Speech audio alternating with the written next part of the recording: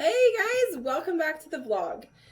Today I'm just going to be going over a review of Reading 3 and Reading 5.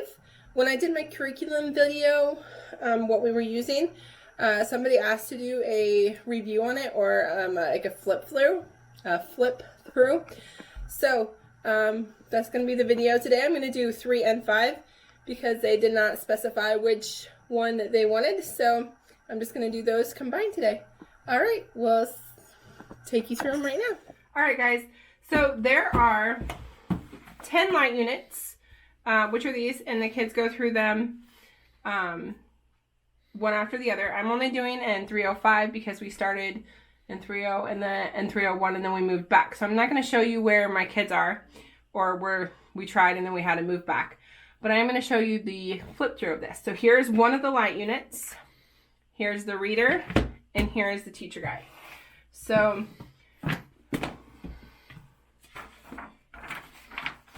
as you can see in these here, there are 2 lessons per one story. So the child will read the first story to himself the first day, and then they read the second to the parent.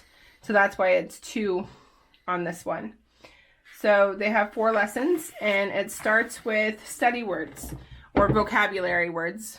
So you learn new words. You kind of go through this. You have more study words, how to pronounce them, how to use a glossary. They've taught that in grade 2. So they do that. They read an end of the story. They do some more. They go over alphabetical things, which they have done in the past. They go over how to put them, and then more remember stuff. So that's lesson 1.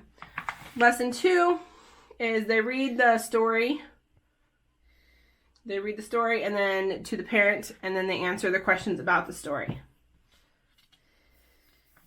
It does have a lot of Bible verses in it. The stories are very wholesome. They have good morals to the story, and I can see that my son has learned quite a bit, not just in his reading comprehension, but his character has changed a little bit. There was a story in there called I Know that really changed him. It was about how I know you don't have to give me instruction, but then he read the story and now he understands why he has to listen to instructions. So that was good for him. So anyway, back to here. Probably shouldn't have put that in there. More about the reading. Anyway, so that is the book here. It's very independent. As you can see, they do the work. The new teaching, let's see. The new teaching is here on where they go. And then the students do the work. However, if you want to teach, let's see. They have a good teaching lesson. So you can go over, in this one here, here's all the objectives, the board. You can go and you can make this into an elaborate class if you like, or you can just go and do the material, which is what we do. And my kids are very independent in it, but when they don't understand something or when they don't get something, then I go back into the story and figure out what they needed to learn. For the most part, they don't need this. So, and then it has all the answers directly on what it is in the book itself. So it's super easy to grade. And then here is stories. So it's getting pretty, it's getting smaller and more in depth and more, the words are a little bit more challenging. But they're still good stories. And yeah, so there you have it for reading 3. And then we'll move on to reading 5. Again, with the student books for 4 and up, it only goes to 5 light units because they're only doing the story twice, but they are not reading the story twice to the parent. They read a story every once in a while, but it's not They don't go to the parent and read it all the time. So there's the vocabulary, a comprehension, just different things they do. Figure out the words here that go in the sentences. Down here, word meanings, more dictionary stuff. And then that would be the done. So this is more, lesson 2 is more of the comprehension part. So they're going to read more of different things and read, I should stop saying They have more comprehension in the second part than in the the first part of the story. So the first lesson in these are more of like the vocabulary words, how they fit into sentences, the context that they're in. And then in the second lesson of the story, you've putting to action what you've learned in those stories. Okay. And then again with